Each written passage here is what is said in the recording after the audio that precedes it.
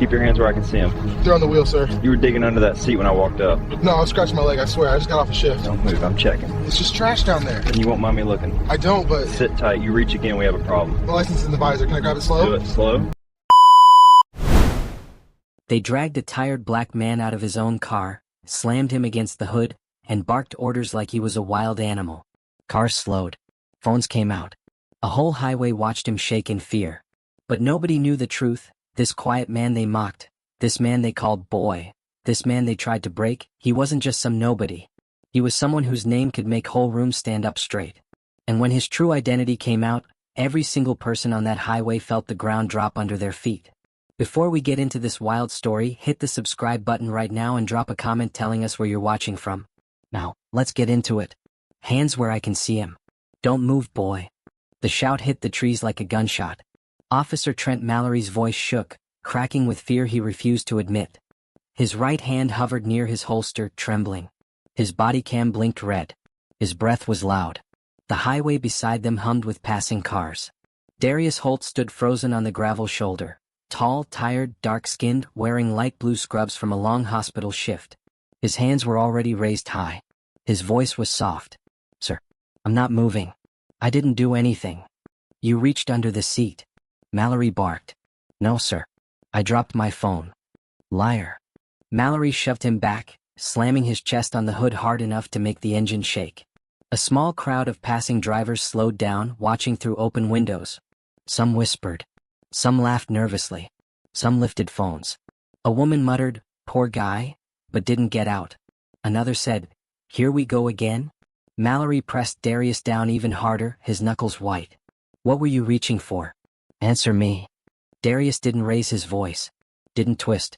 Didn't talk back. "Nothing, officer. I promise you. I'm tired. I worked 16 hours today. I'm just going home." Mallory scoffed. "Yeah, sure you are." Darius Holt didn't look like someone special. He drove a beat-up old gray Honda with a cracked mirror. He wore sneakers with worn-out soles. His hospital scrubs were faded at the knees. His hands shook from exhaustion. No one looking at him would guess he had once stood in war zones. No one would know he had treated soldiers with gunshot wounds under fire. No one would guess he carried medals in a shoebox under his bed, the kind that generals saluted. He didn't brag. He didn't show off. He didn't even tell people at nursing school who he used to be. He believed that someone's worth wasn't in what they said, it was in what they did. But right now none of that mattered. All the highway saw was a tired black man, and a white officer yelling in his face. Mallory yanked Darius's wallet out of his pocket, tossing his license into the dirt. "Oh look," he sneered, "Darius Jerome Holt? Fancy name. Nursing student. Bet you made that up." Darius fought the burn in his throat. "No, sir. That's me." Mallory chuckled like he'd won something. "You hospital boys think you're clean. But I know your type. Always hiding something." "I'm not hiding anything." "Shut your mouth unless I tell you to open it." The highway air grew colder. A teen recording whispered, "Man, this is messed up." Mallory stepped back and pointed. "Get on your knees." Darius froze. His chest tightened. Flashbacks hit him, kneeling on hot sand in a war zone, hands up, a gun pointed at him by enemies who didn't look much different from this officer. "Sir, please," he whispered. "I'm cooperating. Let me just stay standing." Mallory's voice rose to a scream. "Kneel. Now." Darius slowly lowered himself to the gravel, every small stone cutting into his skin. The road dust clung to his scrubs. Cars swerved, honking. Mallory puffed his chest, acting like a soldier in battle. "That's right," he taunted. "Know your place." Mallory paced circles around him. "You think you're safe out here?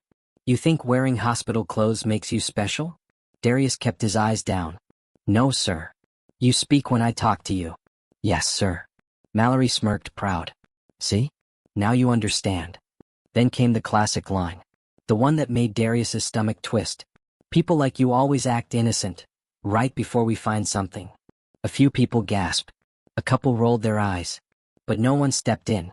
Mallory moved to the car, digging around inside without permission, throwing paperwork, ripping open the glove compartment, tossing Darius's lunch bag onto the road. He held up Darius's inhaler. "What's this?" "A weapon." "It's my inhaler," Darius said softly. Mallory tossed it aside like trash. A truck driver yelled from his cab, "Hey man, That ain't right. Mallory ignored him. He stormed back to Darius, fist balled. You think you can talk back to me because you got a crowd? I didn't talk back. Shut up. Mallory shoved him again. Darius didn't yell, didn't cry, didn't fight. He had learned long ago. Stillness can save your life. More cars pulled over. More phones rose. A Hispanic father told his daughter, keep watching. This is why we talk about this stuff. A white woman whispered into her live stream, if something happens, we got video. Don't worry. But the fear in her voice said she wasn't sure. Mallory snapped at the crowd. Everybody back off. This man is a threat. A man called out, he's kneeling. How's that a threat? Mallory's voice cracked. He reached under the seat. That's enough. Darius whispered, I told you. I dropped my... Silence. Mallory pulled out his taser. A wave of panic rolled through the crowd. Someone cried, don't do it, man. Someone else yelled, he's complying. Mallory aimed the taser at Darius's spine. Last warning. Darius didn't move. He didn't beg. He didn't shake anymore. Something inside him shifted.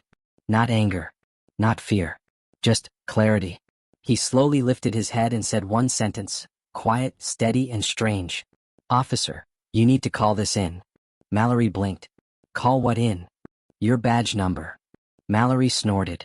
And why would I do that? Darius held his gaze. Because in a few minutes, someone very high up is going to ask for it. Mallory laughed hard, a loud, nervous laugh. Yeah, right. And who's gonna ask? Your cousin? Your grandma? Darius looked straight at him for the first time. No, sir. Your captain. The crowd froze. Mallory's smile twitched. He tried to cover it with another laugh, but his hand trembled. His eyes darted to his body cam, still recording. Don't play games with me, Mallory snapped. Darius finally breathed. Not a heavy breath, not a triumphant one, just a long, tired exhale. The weight of the moment washed over the crowd. People wiped tears. Some hugged. Some bowed their heads. A black mother whispered to her son, see? Strength doesn't always shout. A white teenager said, I've never seen anything like this. I'll never forget this. A group of truckers nodded quietly in respect. Captain Boswell leaned close to Darius. Sir, what do you want done next? Darius looked at Mallory, broken, shaking, small. I don't want vengeance, he said softly. Mallory looked up, eyes swollen.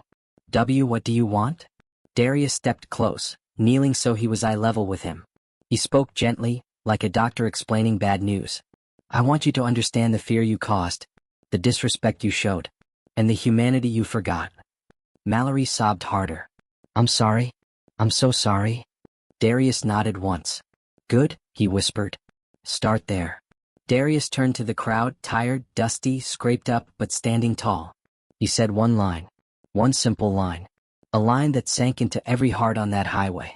Power means nothing if you don't know how to treat people. And with that, he walked to his old Honda, picked up his inhaler from the dirt, slid into his car, and drove away. No flashing lights. No parade. No praise. Just quiet dignity. The kind the world rarely sees, but never forgets. If you felt that story, make sure you subscribe right now. And tell me in the comments, what would you have done if you were standing on that highway watching it happen? I'll be reading every single one.